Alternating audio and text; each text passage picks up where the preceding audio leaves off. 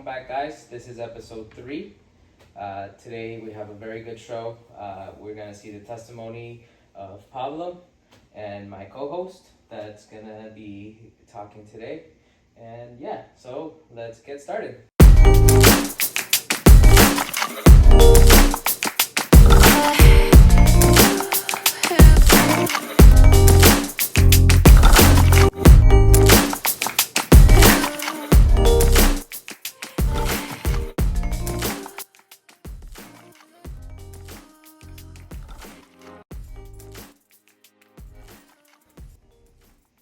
It's good to be with you guys. Yeah, good to be here. Okay, so I just wanted to see your guys' testimonies and get to know you guys a little bit better, so that way our listeners and our watchers can see your story.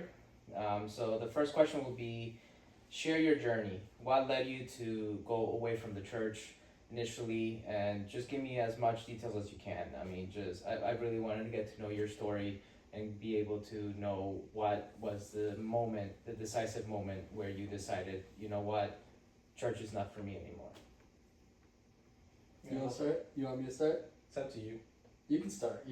Yeah, I mean, I think I wouldn't say that there's like a defining moment for you to get away from church. I think one of the major themes of why I left the church was basically sometimes as Christians or Adventists, we give a bad testimony of what it is to be a Christian.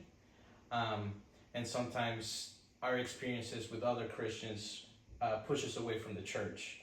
And that's how maybe for me it started, but I don't think it, like, you don't get far away from the church like in an instant. It's more of a process where you slowly lose interest, you slowly start trying worldly things, and the more you basically are part of the world, the further away you get from the church, until you are no longer part of the church or have no interest in the church, because you basically are part of the world, and whatever life you had within the church is no longer there. At least, I think that was my perspective, at least.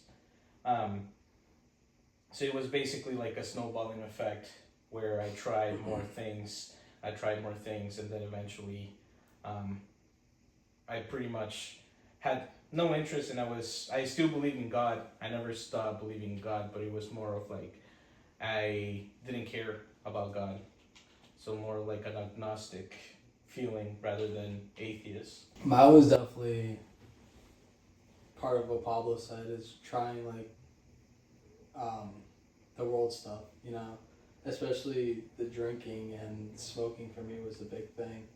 To be honest, growing up, like I never really had that one-on-one relationship with God. So as soon as I hit high school, I literally would just go to parties, get drunk, or get high, and then the next day I would have to wake up for church. So, because obviously I was, hanging out with like all the football kids, so Friday nights were the games. We would go party afterwards, and then after that, I would have to wake up and go to church. And like I remember going to church one day, super hungover, like my breath smelled like booze and stuff like that. And like my mom's like, all right, like you can't do this. Like it's either like you're just gonna stop coming to church, or like you're not, like you're just gonna give up this worldly, like this life that you're doing. And I just decided, hey, I'm not gonna go to church anymore. Well, I mean, I think that's interesting. Yeah. to see both of those experiences, because I mean, I can tell you from my experience, I never really left the church, but I like I mentioned in the previous podcast too, I was really lukewarm, which I think in the end is even worse than being hot or cold. Right. Because that's exactly what God tells us, is it's either be hot or cold, but being lukewarm, it's even worse. But what was like that? Do you remember like that last thing that you experienced in church that's like, okay, this is my last day in church? Or what, that never happened? Or what was going through you guys' head when you made that decision? Like that's to me something that it's hard for me to grasp the idea of that, because I've never experienced leaving the church completely. So I think that would be helpful for maybe some of our listeners that are going through that. To be honest, like I never had like that last moment experience, and I was just looking for an out. Like I had been looking for an out for a while. Like I said, I never had that relationship with God. So when I heard like my parents say like, hey, like you don't have to go to church, like that's your decision. I was like, okay, I'm not gonna go. Yeah, So- for me, it was a little bit different because I feel like I never physically left the church. It was just more mentally, I wasn't there. One of the reasons why I was still attending church was because my mom was annoying me. She's like, I'm like 30 and she's still like calling me every Saturday, like, why are you not at church? And I'm like, you gotta follow the path of least resistance, which is just, I'll go to church just to shut her up. Right. But mentally, I wasn't there. I wasn't paying attention. I was either sleeping or I was like on my phone, not caring about like what message was playing on the Sabbath. But I feel like I definitely was more interested in worldly things, would rather drinking or getting tattoos, because I've definitely, for at least for me, was I was always finding a new way to self-medicate, because I feel like now that I'm experiencing my Christianity, which is something that we could talk about in a little bit further and down the road, I feel like I finally have that peace that I was searching for. But I definitely, when I wasn't mentally in the church, I was constantly chasing a new addiction to like take away the stress, take away the feeling of being alone. Whether it was drinking, which like basically turned off my brain. I no longer had to like have this bad thoughts in my head, or whether it was getting tattooed, it was just like you constantly feel pains for 8 hours, and for 8 hours I literally had no thoughts in my head, which was what I was looking for. And that's literally like I was just mentally, finding distractions from the hardships of life, rather than, pursuing a relationship with God. What was that decisive moment? What was the thing that prompted you to come back to church? What was that thing that made you decide to come to church? And I hope that you guys came back because you wanted to make this your God. Like, you were truly in church engaged. What made you become engaged? What prompted you to come back? And what made you say, you know what, I've tried it all and there's nothing out there, and then church might be the best option? Or what was the thing that made you want to come back? You want to start? You want me to start? You can start and I'll go after you. Okay, so I had dealt with super bad anxiety for almost like 2.5, 3 years, where it led to a point where I had an eating disorder, and I was really bad for months and months and months, and it came to a point where I was going to the ER like maybe like at least twice a week. So I was losing a lot of weight, and obviously it was concerning to like not only me but like my family and like my friends around me. But I was still drinking, like I was still smoking, and like I was doing all this stuff on an empty stomach.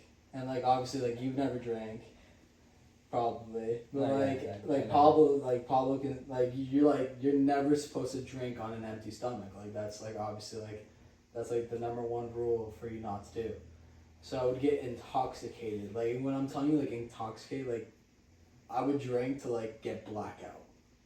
Like, and it came to a point where it was actually here in Worcester. I was leaving Assumption one night and I was completely blacked out, and I totaled my car. And I could have seriously not only hurt myself but hurt someone else. Thank God I didn't crash anyone. Like I hit like a railing, so obviously like, but thank God I didn't hit anyone else or harm anyone else. And I think that was kind of like the lowest point of my life, and I just like looked around my surroundings and was like, do I really want this for the rest of my life? And it took a lot of reflecting. Obviously I had to cut ties with some friends. I mean, granted, like I still love them to death. I still see them now, but I had to, hey, like I can't do this anymore. Like, hey, like I have to make some changes in my life. And honestly, after that, like I remember one time I was in the ER with my mom, and she was like, "When's the last time you prayed? Like, when's the last time you actually prayed?" And I was like, I can't tell you, like it's been like a while. And she was like, "Well, everyone at church has been praying for you. Like, just know that like people are praying for you." So I tried one night. I was like, I'm just gonna do it. Like, I'm just gonna pray. And after that, I would get like feed, like on my For You page, like I would get like this one ministry. They're called Jaywalkers. I don't know if you've ever heard of them, but they're content creators. And I would just get like their content on like my For You page. So I was like, this is so random. Like, people are praying for me, and like I'm now getting this Christian content on my phone. Like, let me just check them out. So I started like listening. I started like to like listen to like their content, and they create a song called Silence. And for some reason, like I was always drawn to this song where like at every point where I felt like anxious, like I would listen to the song, and I would just like listen on repeat. And I was like, hey, like maybe like this does help. Like let's actually give this a chance. So I remember our old pastor, Pastor Agudelo, he came to my house one day, and I was still really bad. He was like, let's just like, let's change this life of yours. Like, let's pray for you, and, let's start a new beginning. And after that, like, I just started clinging on to God, and thank God, almost 2 years sober, and my relationship with God has never been better. Dude, I think it's a crazy story. Yeah. And one of the things, when I remember the first time you told me this story, because we started to hang out a little bit, and we went, and then you started to tell me about it, is just the simple fact that, dude, you totaled your car. Yeah. And that's not something that you have to take very lightly, because literally you could have been injured. You could have not only been injured, but you could have hurt somebody, and you could have run your life going to prison. But I think that's when you see the mercy of God giving you a second chance. For sure. And I think that's the beauty of your testimony. It's understanding that God loved you and had so much mercy and called you that one last time. And it's funny how you're talking about that song, that you were listening to it, because it's something that that's exactly what we see in the Bible. It's understanding that God tells us that we can find Him not in the loud noises or in the screams of the world, because literally we're filled in a world that's filled with so much noise, and it's, I think that's part of what Paulo was talking about. He was trying to escape the screaming that he felt inside of all this crazy stuff that happens in the world, but in silence, in the whispers, that's when you find God. And it's those gentle little moments where you see the mercy of God, and you having this opportunity, this second chance. I think that's like beautiful. Right. It's like really a beautiful experience, and I think it's, well, first of all, I'm very happy that you made your way back to God, and secondly, I'm very glad that nothing happened. For sure. And I always tell you this, like, you can count on us. That's the whole purpose of Bound and the church and this whole group that we have. Right. And that goes for my brother as well, and for AJ, who's back in there. You can't see him, but he's here helping us out. And for anybody else that's listening, it's like you have this outlet for you to either plug in or just disconnect, so that you can try to find that connection with God, that silence that you have. I mean, I think for me, I never had like a big moment where it was like a fatal moment where it was like you see the consequences of your actions. And I think that's kind of even harder, because like I'm 32 right now, and like I never had that big moment where it's like, oh, something happened where my health was in jeopardy, or I almost killed someone with my car. Like, I wish I had that moment sooner so I could, wake up. But for me, it was more of like I had this vicious cycle of like being self-destructive, where I don't think I could ever be suicidal, but I think my flaw is that I literally would just have so many vices where I was just slowly killing myself. And I think something that happens when you are constantly under the influence or with either alcohol or drugs. It's just that you become a very, very selfish person. And I think one of the moments that I could remember is when I was talking to an addiction clinic, and like this was before I even like try to turn my life around. This was like maybe 3-4 years ago, and like the guy was just talking to me, and he was trying to convince me to go to rehab, because I never considered rehab, because I'm like I'm a functioning alcoholic. Right. You have Like- a problem, not me. Yeah, it's that you're in denial, and you're like, I'm functioning. I go to work. I get my stuff done. I pay my bills. It's fine. Like, it doesn't matter. But something that I remember talking to this professional that helps addicts, it's just, he was like, dude, I'm an addict. I know how we are. We just think about the next moment we're gonna drink, the next moment we're gonna get high. We don't care about anyone else, and you're always constantly pursuing the flesh, your fleshly pleasures, and that's something that I constantly did. And I mean, I look back at that 4 years. I didn't really stop I didn't really start trying to change my life maybe until like a year ago or so. But I had moments where, like, it's just cycles where you just like have moments of clarity, and then you go back at it and you get completely lost and you stop caring about everyone else and you're just selfish.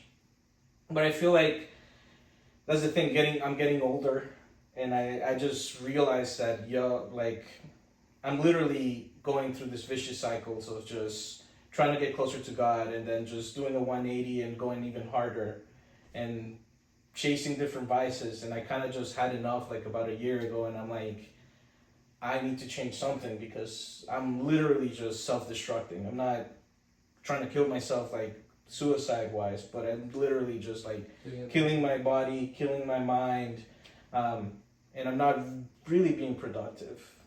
And I think something that that helped me break the cycle was basically starting to participate in church.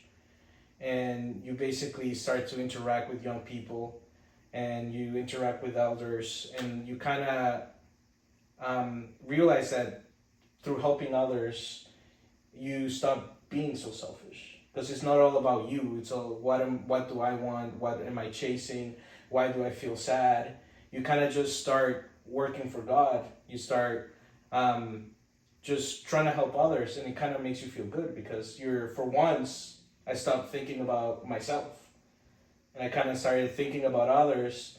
And by helping others, I literally was helping myself. Because I think one of the things that I'm grateful for, your mom actually asked me to start teaching the youth class. And I'm like, I haven't read my Bible in like, let's be serious, I never read my Bible, because you grow up in the church, you don't read the Bible. No. Your parents tell you a story, you think it's a fairy tale, you're like, whatever. You don't pay attention to it. Mm-hmm. And then like, literally like about a year ago, your mom she asked me if I wanted to teach the teenagers class, and I'm like, this is a commitment. I don't want to commit to go to church every Saturday. This is going to be annoying. I have to wake up early. I have to prepare. And like the first few times, I'm like, I don't know how to deal with these kids. I hate kids. And I'm like, and then you gradually just get into it. And like, I started like studying the lesson with them. And like, funny enough, I started to realize that like these fairy tales are not fairy tales. They're just like tales of humans that are flawed. And I think, interesting enough, like one of the things that helped me is the book of Ecclesiastes, which is when Solomon was just going through, the vicious cycle of, being the wisest man, separating himself and becoming a fool, because he was just chasing everything from the flesh. I mean, I don't think I'm a king or someone of high stature like Solomon, but I think something that I love about that book and his story is just that, like, the whole concept of redemption. Like, no matter what you do, God wants you back. And I feel like what helped me was basically working with others, interacting with church. And it's a process. And I mean, I didn't stop like instantly. And I mean, hopefully I'm in the good step to recovery, but I feel like I also realized I have to be a little bit kind with myself and just realize that it's okay to fall as long as you get up and keep going. Yeah, and I wanted just to touch a little bit on where you're talking about the Bible stories, because I had even though I've never really left the church, I never really profoundly studied the stories. And once I started doing that, and it happened the same thing as you, where it's I started giving Bible studies, especially to two kids from our church, and that's when I started to realize, dude, these stories like really have a deep and really powerful message for us, and if we just take a little bit of time to really read them and get to know what the stories are telling us. Like, for example, I never knew how flawed David was, and I think he's one of my favorite Bible characters. Like, dude, this dude was so flawed, but he had one good thing going for himself, which is he loved God more than he loved anything else. And in the end, that's what paid off, and is going to be the thing that gave him the saving grace, because he did so much dumb, stupid things. But at the end of his life, what does the Bible say? He says that God told, he writes and says, David is out to my own heart, meaning he loved David. He's like, David is perfect, even if he's imperfect. And I think that's the message that we need to learn. Even if you're struggling to something and you don't, and maybe you're far from God, he's always calling us, and we can have that. I think one thing that I want to add is talking about David. I think one of the things that also resonates with me about the story of David is basically if you go through some of the books that he wrote in Psalms, you kind of see the raw emotion that he has. And sometimes as young people or as adults, we have to realize that some of the things that we feel are valid, and we can tell God, because there's books in Psalms where David's literally saying like, oh, I want to murder this person because they pissed me off. And I'm like, and at first I was like, this is weird. Why is the Bible like, why is he confessing that he wants to murder this person? And then you kind of see him like, you know, in like very bipolar moments where like, no matter how high or low he was, he always talked to God. And I'm like, oh, that's like something that you should apply to yourself, where I'm like, it doesn't matter where you are, just talk to God and talk to him like a friend. Like, it's okay if you're angry, it's okay if you're sad, it's okay if you're happy. Share those emotions with God, because I mean, that's how at least I felt like I was, you know, letting things go. Because whatever I was feeling, high or low, just talk to God about it. And read the Bible, because and don't, for me it was like, don't treat it as a fairy tale or a book of just like random things. Go to the Bible with an open heart, erase whatever you have in your head, and just see what the Bible has to teach you. Because sometimes we go to the Bible with already like ideas and thoughts of like what we believe, and guess what? You're not going to learn anything, because you're already going in there with something in your head, and you're just going to further like, you know, justify your actions. But if you go to the Bible with like an open heart, empty head, let it speak to you, and that way you can apply a lot of the things in there to how to become a better person, a better Christian, a real Christian, a true Christian. Yeah. Yeah, and that leads us to the next question, which is, what are your challenges? Like, what are some doubts or some of those struggles that you experienced at the beginning, or maybe you're still experiencing? What are some of those things? And I mean, connected to what you were talking about, David, I think that's the perfect starting point, but I don't know. What do you guys think? What was some of the challenges you faced coming back, and what are some of the challenges you're facing now still? I think for me, at least, the biggest challenge that I had was basically what I already started talking about. That's basically sometimes when you go to church or you see religious people, they get a bad name because they portray God and religion in a negative manner. And sometimes, at times, like even when I started going to church, I'm like, I believe in God, I love God, but I hate religion. I don't want to call myself a Christian, because Christians do terrible things and they justify their actions by the Bible. And I'm like, I've been marginalized, I've been treated bad, and therefore I don't want to treat people like that, and I don't want people to see me as a Christian that's gonna treat people poorly and be a hypocrite or mistreat people and use religion to justify it. And that's something that like I struggled for a while until maybe like a couple months ago, where I realized that I shouldn't worry about what others are doing, and instead, if you want to change things in church, want to change things in society, be that change and participate. Because it's easy for you to complain and say, oh, Christians are crappy, they think the old ways. Well, what are you doing about it? It's easy to complain, but if something really bothers you, become part of the church and change that yourself and be the change that you want to see. Participate, learn how to deal with others, and try to be positive. Be that positive and be that difference that nobody else is trying to be. And you'll be surprised like how by just like being positive and putting in the effort, people are going to realize, they're like, oh, maybe this person's doing something right. And don't get me wrong, I'm still going to do bad things. I'm still going to fail at times.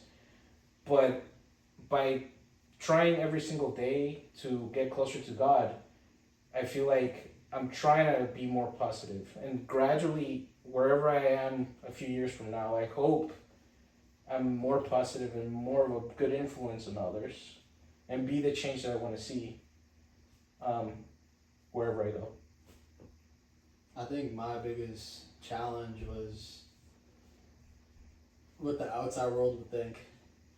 Like, friends, even some family, not all my family goes to church. So, like, thinking, like, what are they going to think? I'm back in church, like, what are they going to think? That was a big challenge that I had was, like, letting the outside world influence me, thinking, oh, like, more people are going to judge me, because I'm going back to church.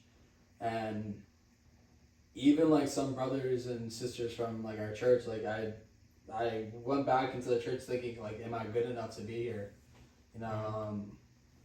Everyone, like, pretty much already knew, like, not the whole extent of, like, what had happened to me, but, like, a lot of people knew what I was going through, and, like, I always had, like, this small thought in my head, like, hey, like, are they judging me because I'm here now? Like, so, like, those are definitely two of the challenges that I had, like, coming into the church, but I feel like now, like, the enemy is always going to attack you, like, regardless of, like, how close you are with God, like, he's going to attack you even more. So, like, I think my biggest challenge right now is being consistent with, like, my everyday relationship with God. Like, regardless if, like, I'm not able to, like, take time to, like, read the Word, at least, like, read my lesson, or, like, at least, like, listen to a podcast, or, like, at least, like, if I'm on my way to school, like, I'll put something on, like, I think that's kind of been my biggest challenge, especially because I'm back at school, trying to find time for God. So. And I think you touched upon something really important, and I just want to, like, highlight it, and that's that your daily devotion is extremely important. Right. And just like Pablo said, he about reading the Bible, and even if you don't have the time, make time. Mm-hmm. I always talk about how what you find important to yourself, you're going to make time for it. Right. So if it's a priority in your life, it doesn't matter. For example, if you make time to watch TikTok, and again, I'm the first offender.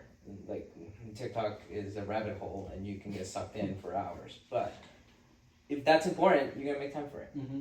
And I think that connection that you have, your daily devotion, is going to give you the strength. It's the nutrients you need.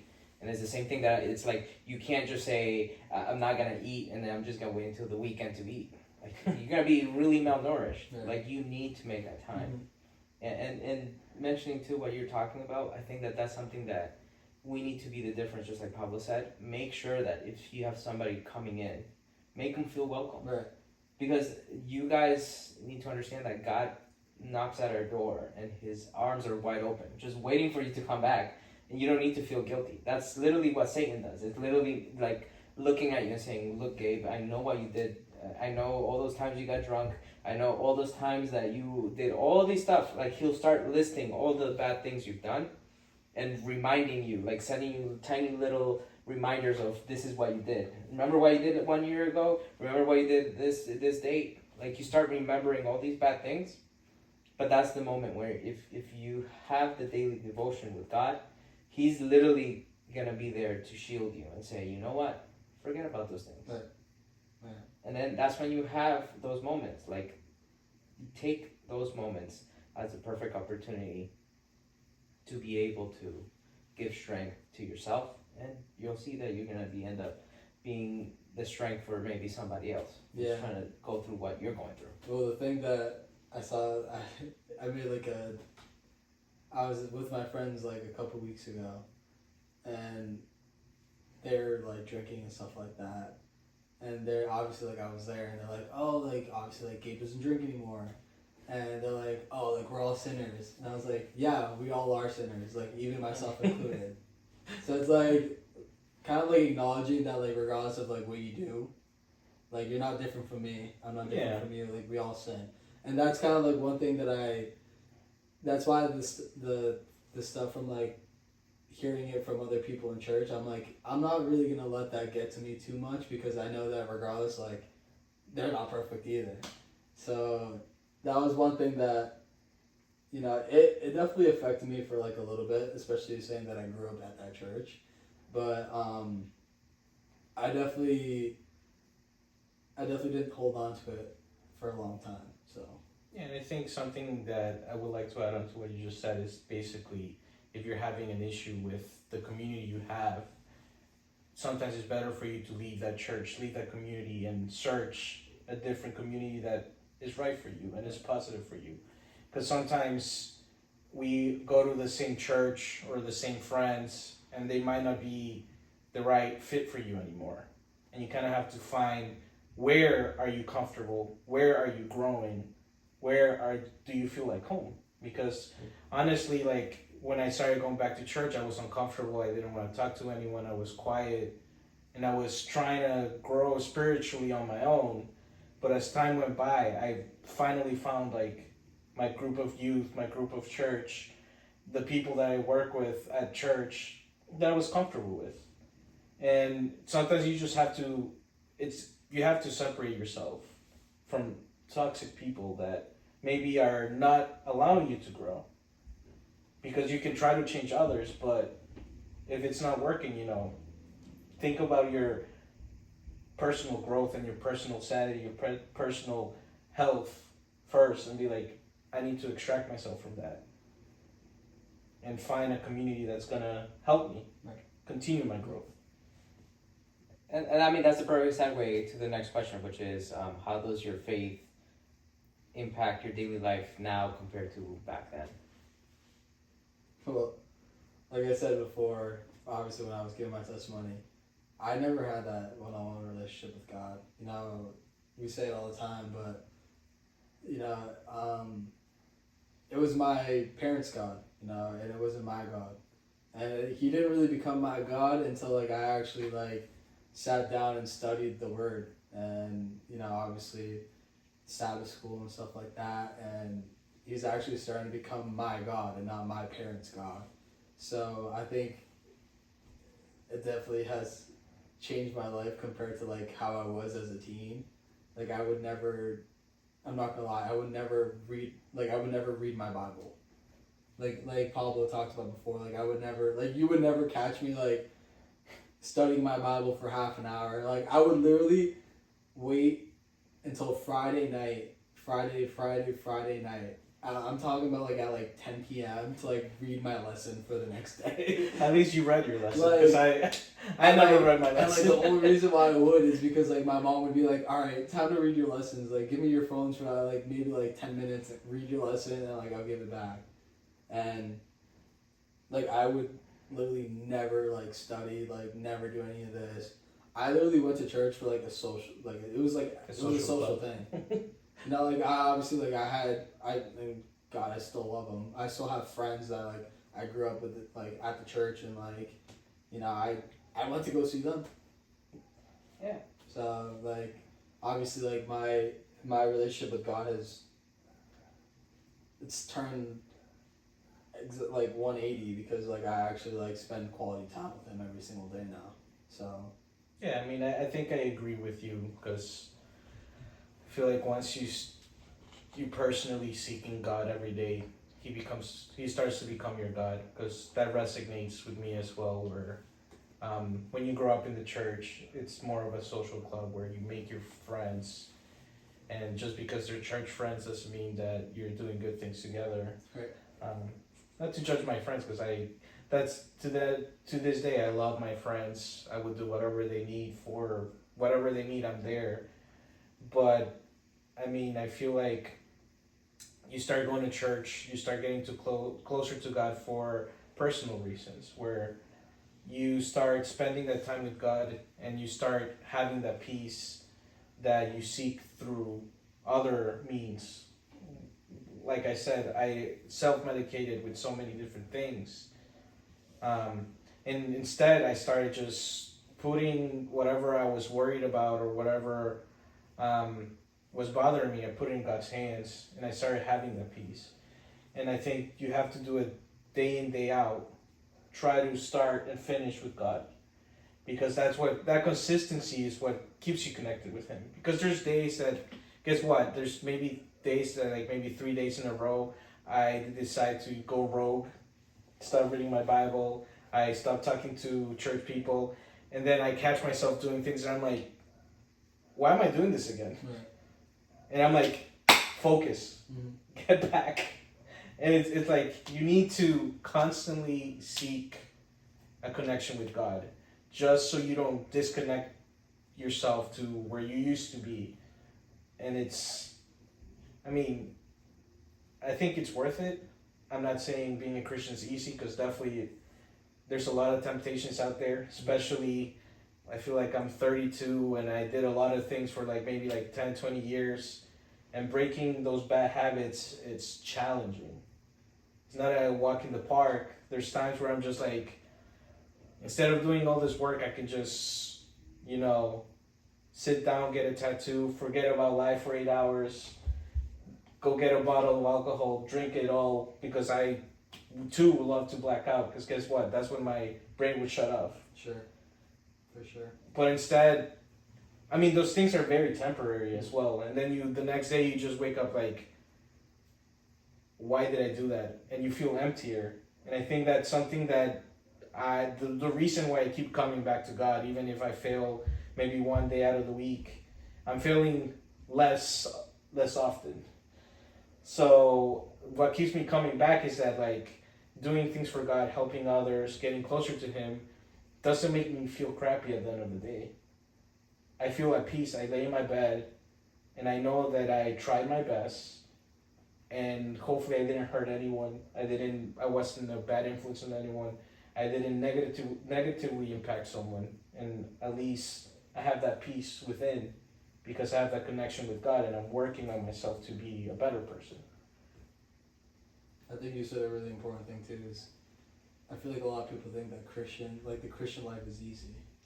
Oh no, it's the hardest, I think. But yeah, I think it's the hardest, because obviously, like, think about how much Satan is attacking you daily. Where like I feel like when you're outside and you're not being a Christian, you're kind of ignoring that. Like you're just living your life and stuff like that. But like, especially like my age, I'm constantly getting attacked by temptation, regardless of what it is. If it's like, me being out with friends who drink, me being out with friends who smoke, like, like sex, all these stuff, like, it's in front of me daily. So like, it's definitely not as easy as some people think it is. So I'll say that. And it never stops. Yeah, exactly. It's never easy. Never. The older you get, the more used to get to bad habits, and you're like, damn. But perfect example, you have these bad habits that are so hard to let go, and sometimes they're just so stuck in your head, and you're trying to break that cycle.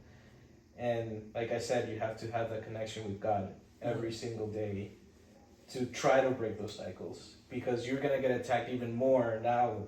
Like the harder you work in church, the more temptations you're gonna get. Right.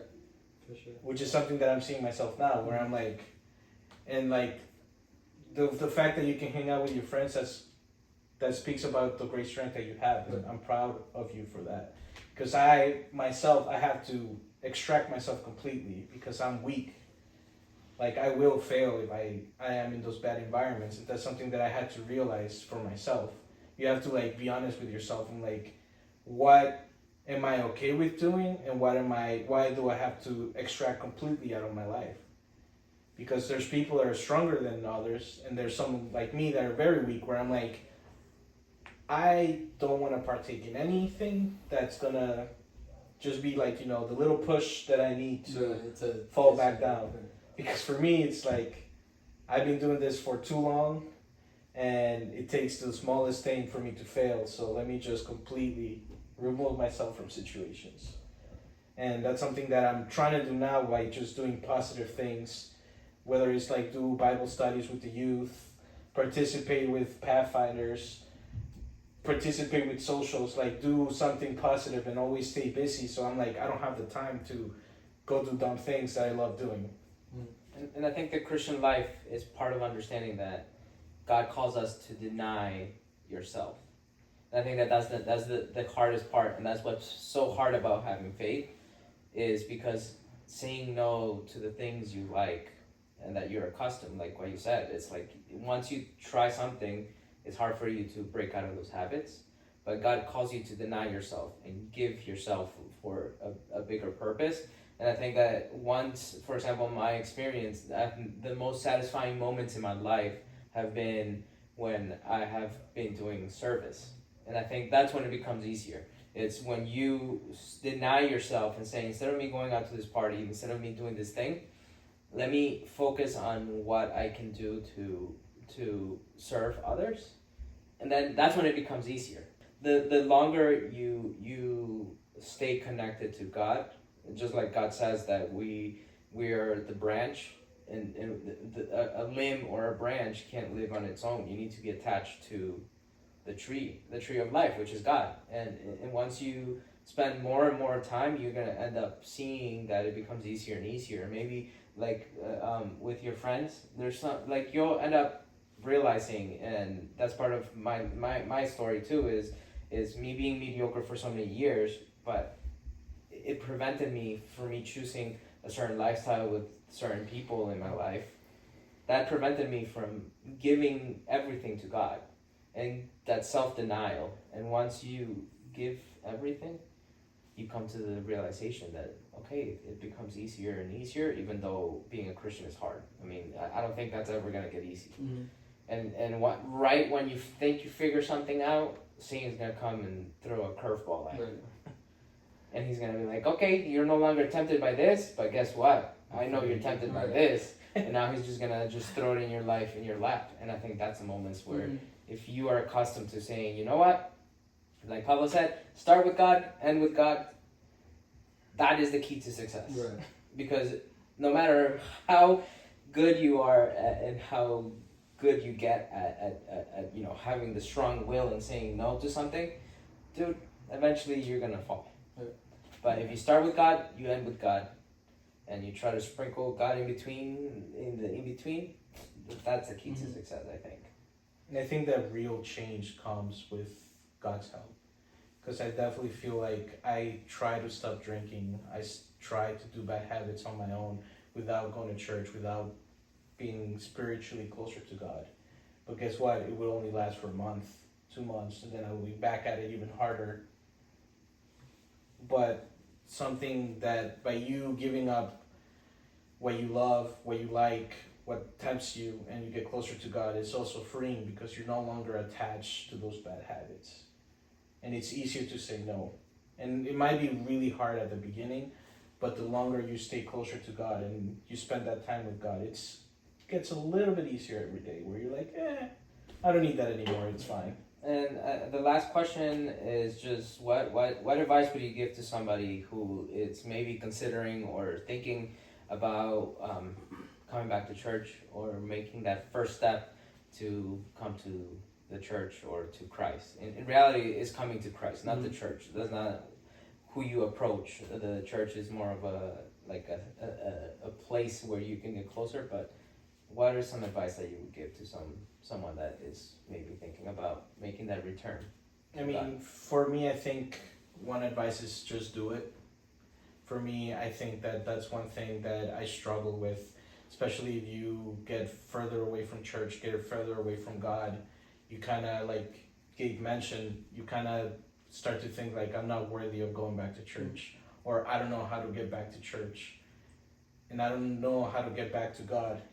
And you're like, and you always repeat that, and I'm like, okay, I don't know how to do it, but I'll figure it out tomorrow. And you kind of procrastinate because you don't know how to take the first step. And the first step is just do it. Start slowly. For me, it was very hard because I was very indifferent. I didn't care about God. I didn't care about religion. And I hated religion for a good part of my life. But I slowly started reading the Bible. I slowly started listening to podcasts. And like, at first it was annoying. I was like, why am I doing this? Seems pointless. But the more I did it, the easier it got, the more understanding I got. And it just got a little bit better each day, and just trying to be consistent and just take that first step and just stick to it. It kind of helps. And just stop thinking so much. Just do it.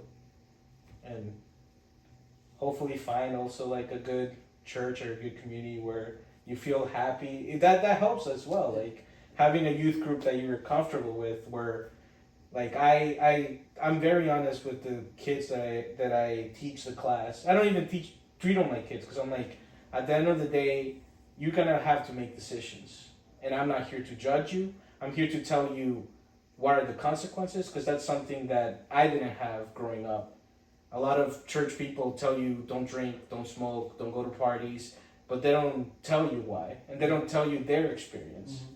So what I try to do is be like, listen, this is what I've experienced, and I would hate for you to see that or experience it yourself. But if you need help, I'm here not to judge you, but to help you, because how can I judge you for your sins, for your mistakes, when I'm a sinner and I needed help? So let me be that difference and help people that are experiencing similar things to what I'm experiencing. Yeah, I would definitely, everything that Pablo said was great. And I think the most important thing you can do is pray. Obviously, like, especially like if you're starting to think about going back into church, you know, pray about it, you know, like, hey, God, like, if this is for me, like, fill me with your Holy Spirit. Like, let me know that, like, what I'm doing is right. And I think what Pablo says the most important thing is finding, like, someone that's, you know, a little bit older than you, but, like, you can connect to. Like, sometimes, like, all someone needs is just, like, someone to rant to. Like, that was kind of my biggest thing, was that, like, I did not feel comfortable with telling anyone else, like, my experiences. And that person for me was, like, my mom and my dad. Like, you know, like, being open with them about, like, what I did, you know, like, and, like, how, like, my relationship with God, like, could change, you know, like, finding, like, those people that could obviously, like, help you out, like, influence you, like, to do better. Like, that's kind of the most important thing you can do. Like, find an elder, you know, find someone that's, you know, a brother in Christ or something like that, that, like, can help your relationship with God.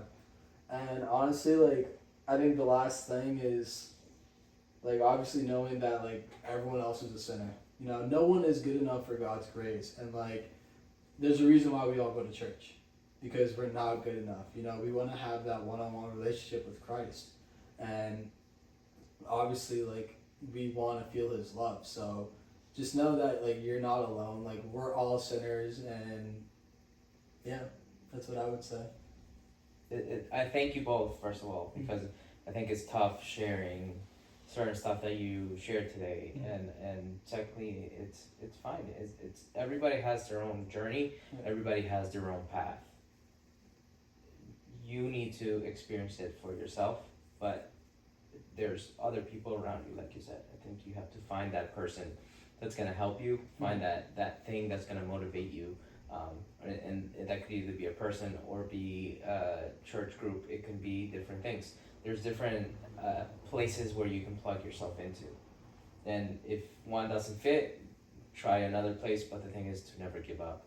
And I think that once you make that leap, that's when you're gonna feel the most free, because God is gonna give you that freedom, that it's gonna be freeing you from those chains of sin. Because I think the main reason why both of you guys came back is the feeling of being chained to your sins was a little too much to bear. Right. And God knows that, and that's why He puts certain limits and why He tells us to do certain things and what we can and cannot do. But at the end of the day, is He wants us to be free and happy. And once we are freed from that, I think that's the main point. So if there's anybody listening, test God, and you will see, and make that choice, and you're gonna make sure that you never regret it, because God is a loving God, and He's gonna make you have so much of a better life, even if it's not an easy life. Right. And I think that's the main thing that I would say to anybody listening. And with that being said, again, thank you both. Well, you're my co-host, so you're always here. Thank you, Paul. And you're my brother, so I'm hosting at my house, but exactly. So we all host. Thank you for being with us and obviously sharing that testimony. And obviously subscribe, like, comment. We would appreciate all the love that we can get. Yeah, check our website out. We have weekly devotionals. We're having one come out every Friday. We haven't been consistent, but I promise we're gonna be starting to be consistent. And we have a lot of stuff going on, so always check us out. I would like to know, we have the segments. Those are also recorded as well. So if you missed one in live and you wanna check it out, you can check it out through the website as well. And subscribe and join us and with everything. And if you're in the Worcester area or Leominster area, participate with us. And we're trying to make something really cool for the youth. So yeah, thank you. And Have a great